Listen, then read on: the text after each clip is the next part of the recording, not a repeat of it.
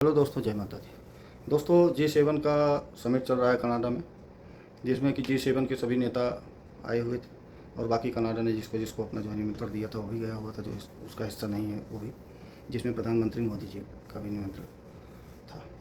प्रधानमंत्री मोदी जी पहले पहुँचे साइप्रस में उन्होंने अपना जो है वहाँ प्रोग्राम किया। उसके बाद फिर वहाँ से वो कनाडा पहुँच गए।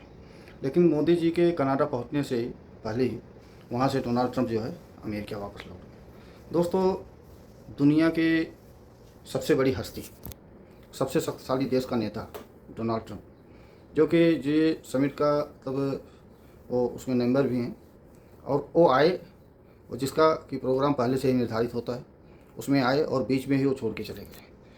लेकिन यह बात समझ से परे चल रहा है कि ऐसा डोनाल्ड ट्रंप ने क्यों किया, क्योंकि इसमें जो है प्रधानमंत्री मोदी जी वहाँ पहुँच रहे थे, दोनों का शेड्यूल भी था, दोनों की मुलाकात भी होनी है।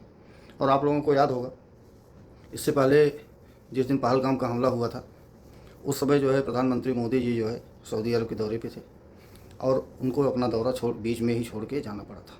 लेकिन उसका रीज़न जो है तुरंत जो है सारी दुनिया को पता चल गई थी, पहलगाम में जो है आतंकी हमला हो गया है, इसलिए जो है अपना दौरा बीच में ही छोड़ के प्रधानमंत्री वापस लौट गए। लेकिन अमेरिका के साथ तो ऐसा कुछ भी नहीं था कि अमेरिका में कोई ऐसी घटना घट गई जिसकी वजह से डोनाल्ड ट्रंप वापस चले गए। रूस यूक्रेन का युद्ध पहले से ही चल रहा है, आप सबको मालूम है। रही बात इजराइल ईरान के, तो इजराइल ईरान का युद्ध भी 13 तारीख से ही चालू है, जो कि अभी तक नहीं थमा हुआ है। और बाकी कोई दूसरी घटना समझ में नहीं आ रही।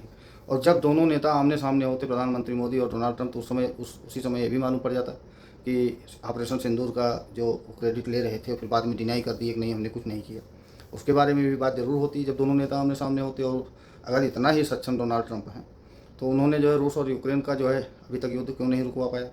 उसके बाद इजराइल और ईरान का युद्ध जो है क्यों नहीं हुआ बंद अभी तक। तो यह सारी बातें होनी थी। लेकिन डोनाल्ड ट्रंप बीच में ही छोड़ के जाने का मतलब क्या हुआ? क्या आप लोगों को ये नहीं लगता कोई ऐसा कौन सा रीज़न था जिसकी वजह से डोनाल्ड ट्रंप जो है तुरंत जो है अपना बीच में ही समिट छोड़ के चले गए? और जब फ्रांस के राष्ट्रपति ने बताया कि शायद जो है वो युद्ध विराम कराना चाहते थे या इसलिए जो है बीच में ही अपना दौरा छोड़ के चले गए, तो डोनाल्ड ट्रंप पहुँचते ही जो है अमेरिका इसका खंडन कर दिया और फ्रांस के राष्ट्रपति को झूठा करार बता दिया, जो भी समझ में आया। और ये भी बता दिया कि हमसे उसमें कोई मतलब नहीं है उस युद्ध से, अब इस युद्ध का फैसला होकर रहेगा। तो एक तरफ तो आप कह रहे हैं कि हमसे कोई मतलब नहीं है, दूसरी तरफ आप बता रहे हैं कि इस युद्ध का फैसला होकर रहेगा। फैसला तो अब इजराइल और ईरान आपस में करेंगे, उसमें तुम्हारा कोई लेन देन तो है नहीं। तुमने जो है इजराइल को अगर असलाह दिया है तो उसका पैसा लिया है। दोस्तों, यह सब बातें देख के समझ में ये नहीं आ रहा है कि ये डोनाल्ड ट्रंप मतलब इतने शक्तिशाली देश का जो है राष्ट्रपति होके इस तरीके से छोटी बातें करता है। और अगर तुम में सच्चाई का सामना करने की क्षमता नहीं है तो तुम बात ही क्यों करते हो?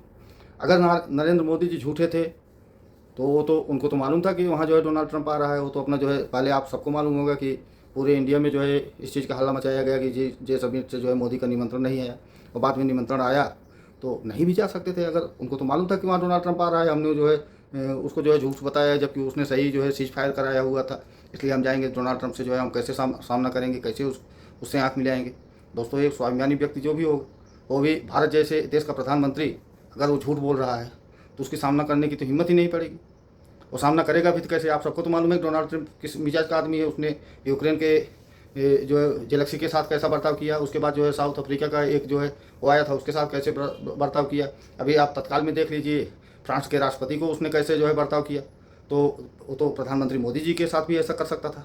लेकिन दोस्तों, अगर आप सही हैं तभी आप ऐसा कर सकते हैं, अगर आप गलत हैं तो आपको तो जो है सामना करने की हिम्मत ही नहीं है। तो यह बात इससे साबित हो गई कि डोनाल्ड ट्रंप ने झूठ बोला था, और झूठ बोलने के बाद जब उनका सामना जो है मोदी जी से होना था तो वो वहाँ से अपना जो है भाग लिए।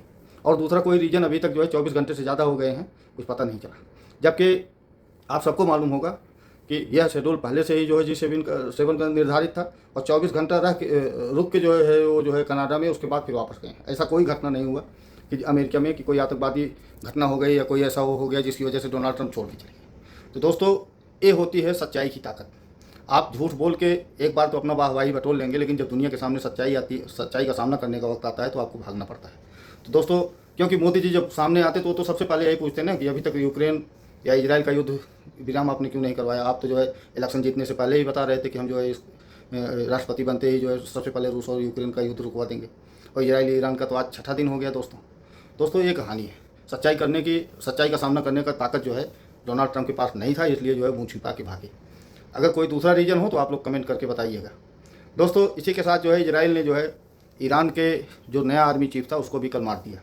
और कल इजराइल के पीएम नेतान्याहू ने बताया कि जब तक जो है खामनेई की हत्या नहीं हो जाएगी तब तक यह युद्ध नहीं रुकेगा। तो दोस्तों आप लोग देखिए कि जो है यह युद्ध कहाँ से कहाँ पहुँच गया।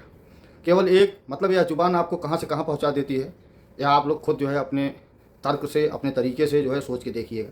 अगर इजराइल यह नहीं बोला होता कि हम एटम बम बनाने के बाद जो है धरती को जो है यहूदी रहित बना देंगे, जिस तरीके से अपना पाकिस्तान देखता है गजवा हिंद करके हम जो है इंडिया के अंदर से जो है हिंदुओं को मार डालेंगे, गजवा हिंद करेंगे, उसी तरीके से ईरान का सपना था कि हम इजराइल के अंदर से यहूदियों को ख़त्म कर दें। दोस्तों दुनिया में 2 ही देश हैं, अगर यहूदी कहीं भी मारा जाएगा तो भाग कर जो है इजराइल जाएगा, और हिंदू कहीं भी मारा जाएगा तो अगर उसको शरण मिलेगी तो केवल भारत में मिलेगी। इसके अलावा इन दोनों को तीसरा देश कोई नहीं जहाँ इनको शरण मिले। अगर भगाया जाएगा तो वो भी भारत में या इजराइल में शरण मिलती है तो ये तो उन दोनों देशों के ऊपर निर्भर करेगा। तो दोस्तों जबकि हकीकत यह है कि हम आप इंसान बन के पैदा हुए हैं और इंसान बन के ही मरेंगे, लेकिन इंसान की जगह हम लोग शैतान बन गए हैं। धर्म के नाम पे, जाति के नाम पे आज पूरी दुनिया में नरसंहार मचा हुआ है। हर बड़ी मछली जो है छोटी मछली को खा रही है। आप लोग देख लीजिए, अगर नरेंद्र मोदी गलत थे तो उनकी हिम्मत ही नहीं पड़ती जो है G7 में जाने की। दोस्तों अगर आप लोग को वीडियो अच्छा लगा हो तो चैनल को लाइक करिएगा, सब्सक्राइब करिएगा, वीडियो को जितना ज़्यादा हो सके शेयर करिएगा। जय हिंद, जय भारत।